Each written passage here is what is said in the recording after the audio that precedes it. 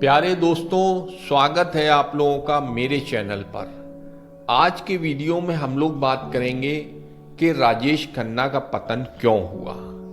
इस बारे में वहीदा रहमान का क्या कहना है, इस बारे में रजा मुराद का क्या कहना है, इस बारे में उस वक्त के जाने माने रिपोर्टर्स का क्या कहना है। राजेश खन्ना के चोटी पर पहुंचने का सफर जितना चमत्कारिक था उतना ही आश्चर्यजनक उनका पतन भी था। 60 के दशक के अंत में और 70 के दशक की शुरुआत में एक सुपरस्टार अचानक अपनी चमक खोने लगा। जिस सितारे ने लगातार 15 हिट फिल्में दी, जिसकी एक झलक पाने के लिए हजारों लोग लाइन लगाकर खड़े रहते थे, जिसकी कार पर युवा लड़कियों के लिपस्टिक के निशान हुआ करते थे और जो लड़कियां उसे खून से लिखी हुई चिट्ठियां भेजा करती थीं, वो इंसान अचानक कामयाबी के शिखर से क्यों लुढ़कने लगा। इस पर उनके साथ काम करने वाले कलाकारों का क्या कहना है। राजेश खन्ना की शुरुआती फिल्मों में से एक खामोशी में उनके साथ काम कर चुकी चर्चित अभिनेत्री वहीदा रहमान कहती हैं, देखिए, जब कोई पहाड़ की चोटी पर पहुंचता है तो उसे एक ना एक दिन नीचे तो आना ही पड़ता है। ये एक बहुत स्वाभाविक सी बात है। लेकिन राजेश खन्ना का इतनी तेजी से पतन स्वाभाविक तो नहीं था। उसकी भला क्या वजह थी? जब ये सवाल वहीदा रहमान से पूछा गया तो वहीदा बोली, दरअसल वो अपनी स्टारडम संभाल नहीं पाए। जैसे जैसे इंसान की उम्र बढ़ती है उसे अपने आप को बदलते रहना चाहिए, स्वीकार कर लेना चाहिए कि अब आप में वो बात नहीं रही, और फिर उसी हिसाब से अगर वो फिल्मों का चुनाव करते तो शायद उनकी कामयाबी की पारी और लंबी चलती।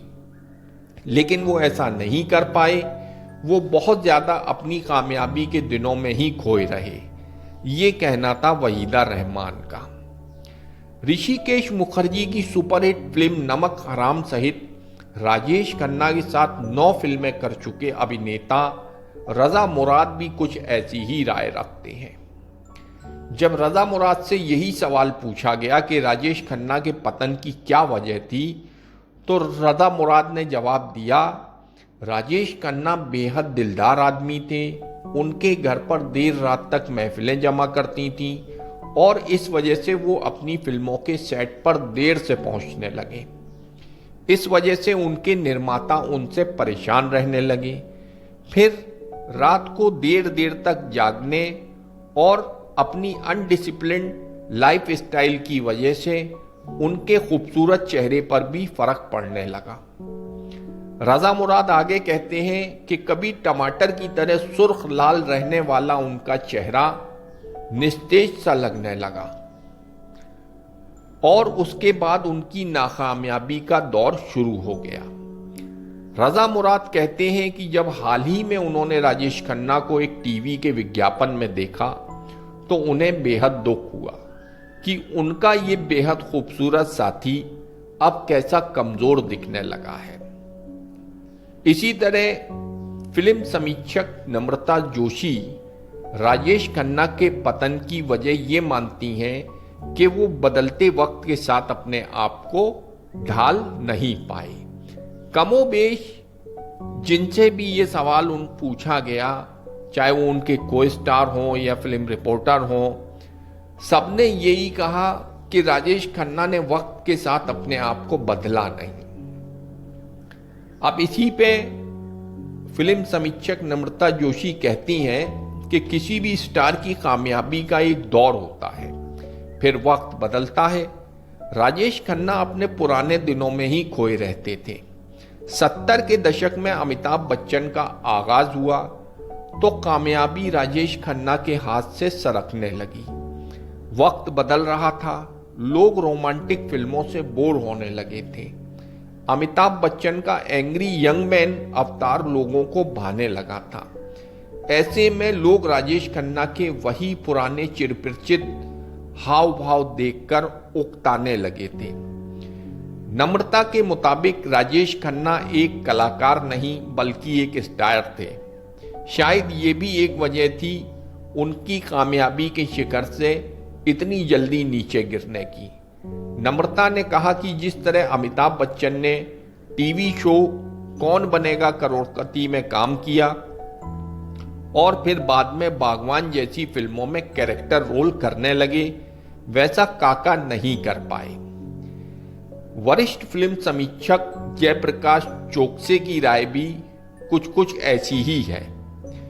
जयप्रकाश चोकसे कहते हैं, राजेश खन्ना एक मैनरिज्म वाले कलाकार थे। सिर्फ मैनरिज्म के सहारे कोई कलाकार लंबे वक्त तक नहीं खिंच सकता। अमिताभ बच्चन की कामयाबी का सफर इसलिए बेहद लंबा रहा क्योंकि वो एक बेहतरीन अभिनेता भी हैं। इस वजह से उम्र के इस पड़ाव में भी उन्हें तमाम रोल मिल रहे हैं। राजेश खन्ना के साथ ये बात नहीं थी, वो सिर्फ अपनी अदाओं और लटके झटकों पर ही निर्भर रहे। लेकिन हाँ, ऋषिकेश मुखर्जी की आनंद और सफर ये दो ऐसी फिल्में थीं जिसमें राजेश खन्ना ने कमाल का अभिनय किया। लेकिन ये तमाम लोग एक बात पर सहमत हैं, वो ये कि राजेश खन्ना का सुपर स्टारडम भले ही ज्यादा लंबा नहीं चला, लेकिन जिस कदर उस छोटे से दौर में लोगों ने उन्हें चाहा, उन्हें लेकर जो दीवानगी थी, वैसी शायद हिंदी फिल्मों के किसी अभिनेता को नसीब नहीं हुई। और इसी बात पर उस वक्त के उनके साथी और मशहूर स्क्रीन राइटर सलीम खान कहते हैं कि जो स्टारडम और जो कामयाबी राजेश खन्ना को हासिल हुई, वैसी शोहरत, वैसी दीवानगी उनका बेटा सलमान खान भी नहीं हासिल कर सकता। ये बात सलीम खान ने अभी हाल ही में इंटरव्यू में कही थी कि जो स्टारडम काका को हासिल हुआ, वैसा स्टारडम सलमान को भी हासिल नहीं हो सकता। हालांकि सलीम खान कहते हैं कि उनका बेटा सलमान भी एक बहुत बड़ा फिल्म स्टार है, लेकिन जो दीवानगी, जो स्टारडम काका को हासिल हुआ, वैसा स्टारडम उनके बेटे सलमान को भी हासिल नहीं हो सकता है। इसी से मिलती जुलती राय जो है मुमताज की भी है। मुमताज ने राजेश खन्ना के साथ 10 फिल्मों में काम किया और 10 की 10 फिल्में सुपरहिट रही थी। राजेश खन्ना और मुमताज की जोड़ी उस वक्त पर बहुत हिट थी।